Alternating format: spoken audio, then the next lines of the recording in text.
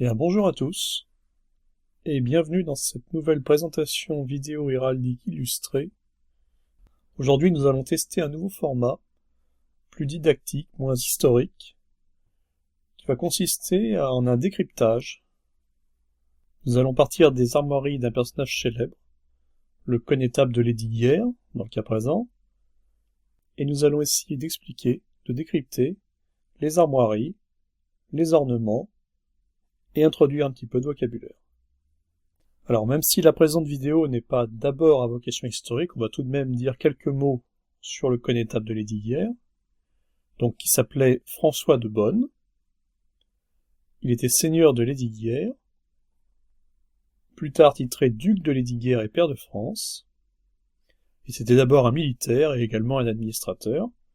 Alors, sur le plan militaire, il va être, entre autres, maréchal de France, puis connétable de France. Et sur le plan administratif et politique, il va être très longtemps lieutenant général du Dauphiné, qui est sa région d'origine, et ultérieurement, il va être aussi gouverneur de Picardie.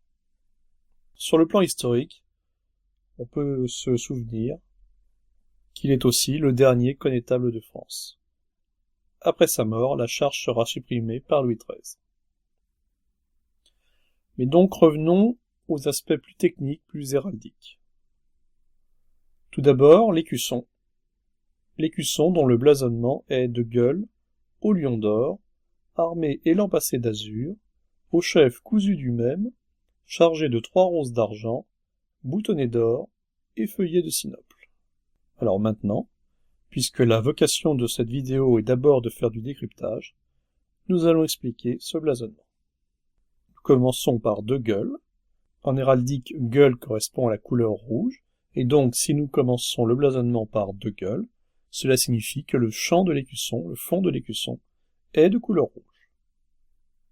Au lion d'or, donc c'est un lion jaune, pour la couleur, en réalité le métal or, armé et lampassé d'azur. Alors là, armé, cela signifie qu'il a les griffes d'une couleur spécifique, en l'occurrence azur, c'est-à-dire bleu, et lampassé, cela signifie qu'il a la langue d'une couleur spécifique, en l'occurrence également azur. Au chef cousu du même. Alors, le chef, c'est la partie supérieure de l'écusson, cette bande horizontale. Du même fait référence ici à la dernière couleur prononcée, en l'occurrence azur. Donc ça veut dire que le chef va être bleu. Et il est dit cousu, parce qu'ici nous faisons référence à une règle particulière régissant la superposition des émaux. Les émaux étant le terme spécifique pour parler des couleurs. En effet, la règle normalement veut que on ne puisse superposer sur une couleur au sens héraldique du terme, comme par exemple le gueule, rouge, ou le bleu, azur, qu'un métal, comme par exemple l'or, le jaune, ou l'argent, le blanc. Cette règle n'est pas impérative, mais si on n'a pas de raison de ne pas la respecter, on doit la respecter. En l'occurrence, la famille de Bonne devait sûrement avoir une raison de ne pas la respecter, et donc a adopté ce chef d'azur, donc couleur sur couleur. Pour préciser que nous ne respectons pas à dessein la règle, ce chef cousu du même est chargé de 3 roses d'argent. Donc, argent, c'est le blanc, en héraldique. 3 roses, la représentation héraldique standard de la rose, étant une rose stylisée, vue de dessus, à 5 pétales. Les roses sont boutonnées d'or, c'est-à-dire que le cœur des roses est d'une couleur différente du reste des fleurs, en l'occurrence donc il est d'or, c'est-à-dire jaune, et feuillé de sinople, on aurait pu dire également pointé de sinople, sinople étant la couleur verte, et cela fait référence aux 5 feuilles alternant juste sous les pétales, qui, eux aussi, sont d'une couleur différente du reste des fleurs. Alors, nous avons donc maintenant notre écusson complet. Passons maintenant au décryptage des ornements extérieurs. Le premier d'entre eux, en partant du plus près de l'écusson, est le collier de l'ordre de Saint-Michel. Il a été fondé par Louis XI en 1469 et a été longtemps connu sous le nom de l'Ordre du Roi. Construit sur le modèle anglais de l'Ordre de la Jarretière, et plus encore sur le modèle bourguignon de l'Ordre de la Toison d'Or, il avait vocation à attacher à la personne du roi qui en était le grand maître, seigneurs et chevaliers, enlacés les unes aux autres d'un double lac qui n'est pas sans rappeler le collier des S anglais. On peut préciser par ailleurs que ces lacs en forme de S ne sont pas le collier d'origine, mais la version modifiée par François Ier en 1516. Deuxième élément, le collier de l'ordre du Saint-Esprit. Dans le contexte des guerres de religion et de la régence prolongée de Catherine de Médicis, l'ordre de Saint-Michel était plus ou moins victime d'une forme d'anarchie qui avait multiplié le nombre de titulaires vrais ou faux, et donc dévalorisé l'ordre lui-même. Du coup, en 1578, Henri III fonde ce nouvel ordre, qui va prendre la première place dans l'ordre de préséance sous l'Ancien Régime, et qui, conjugué avec l'ordre de Saint-Michel, va former ce que l'on appelait les ordres du roi. Il faut en effet savoir que tout chevalier nommé dans l'ordre du Saint-Esprit l'était aussi simultanément dans l'ordre de Saint-Michel, histoire de ne pas jeter complètement aux oubliettes l'ordre de Saint-Michel qui, jusque-là, occupait cette première place. Le collier de l'ordre du Saint-Esprit est constitué d'une croix à 8 pointes, chargée d'une colombe tombante, symbolisant le Saint-Esprit.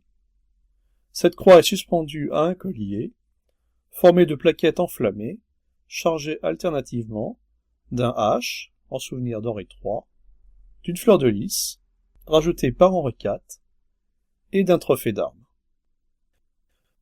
Troisième élément, les épées du connétable de France. Alors depuis la suppression de la charge de sénéchal de France au tout début du Moyen-Âge, le connétable de France est, après le roi, le chef suprême des armées. Et à son tour, comme nous l'avons indiqué tout à l'heure, la fonction sera supprimée en 1627, Louis XIII et Richelieu, estimant alors les pouvoirs du connétable comme étant devenus trop importants.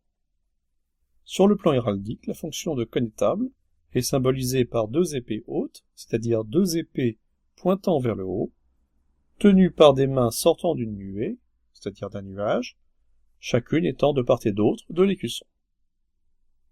Quatrième élément, les bâtons du maréchal de France. Alors le maréchal de France, ou plutôt à l'époque les maréchaux de France, commandent les armées. Ils ont en plus collectivement un pouvoir de justice pour les démêler entre membres de la noblesse. Héraldiquement, la fonction de maréchal de France est représentée par deux bâtons recouverts de velours d'azur, semés de fleurs de lys d'or, passés en sautoir, c'est-à-dire disposés en X, derrière l'écusson. Cinquième élément dans les ornements extérieurs de notre connétable, la couronne ducale. Comme nous l'avons vu tout à l'heure, François de Bonne, seigneur de Lesdiguières, a en effet été élevé au rang de duc de Lesdiguières et pair de France. Alors la couronne ducale est héraldiquement représentée à 8 fleurons, dont 3 entiers et 2 demi seulement sont visibles, les fleurons reprenant la forme de la feuille de persil ou d'ache. Sous l'Ancien Régime, il y avait 3 sortes de ducs. Les ducs et pairs de France, les ducs par brevet et les ducs par lettre. Les ducs par lettre recevaient du roi des lettres patentes qui leur accordaient un titre ducal viager, donc non transmissible, non héréditaire, mais avec les mêmes privilèges que les autres ducs. Les ducs par brevet recevaient un brevet royal leur accordant un titre ducal, cette fois-ci héréditaire, et donc transmissible. Enfin, les ducs et pairs de France recevaient un titre ducal lui aussi héréditaire et donc transmissible, mais avec en plus la faculté de siéger au Parlement, sous-entendu ici au Parlement de Paris. Précision toutefois, si dans ce cas le titre ducal était automatiquement héréditaire, La pairie, quant à elle, ne le devenait que sous la condition que le titulaire s'était fait recevoir par le Parlement. Sans le respect de cette condition, la pairie s'éteignait automatiquement au décès du titulaire. Et par exemple, le duc de Lesdiguières reçoit ses lettres patentes de duc et pair de France en 1611, mais il ne se fait recevoir au Parlement qu'en 1620. Ce qui signifie que s'il était décédé avant 1620, ses héritiers n'auraient reçu que le titre ducal et non pas la pairie. Et donc, sixième ornement extérieur, le manteau de pair de France. Alors, dernier point technique, en héraldique, il existe plusieurs méthodes pour représenter ce manteau. Ici, nous l'avons représenté entièrement azur, c'est-à-dire bleu, y compris au niveau du bonnet, le bonnet étant la partie émergente de la couronne. Toutefois, d'autres méthodes étaient utilisées également. En l'occurrence, on pouvait aussi représenter sur le manteau le dessin de l'écusson lui-même. Donc dans ce cas, on aurait eu sur les parties visibles du manteau, par ici un morceau de rose, par ici une patte de lion, ici un champ de gueule, etc. Il n'existe aucune règle forçant à l'une ou l'autre des méthodes, et ici nous avons opté pour la version entièrement azur. Et voilà, nous avons maintenant décrypté l'écusson, nous avons décrypté les ornements extérieurs, nous avons les armoiries du connétable de Lesdiguières. J'espère que cette nouvelle vidéo vous aura plu, et n'hésitez pas à me faire savoir si vous voulez que nous renouvelions l'expérience de ces présentations, davantage axées sur le vocabulaire et la technique héraldique que nos autres vidéos, davantage consacrées à des contenus héraldiques plus historiques. Merci à tous et à la prochaine.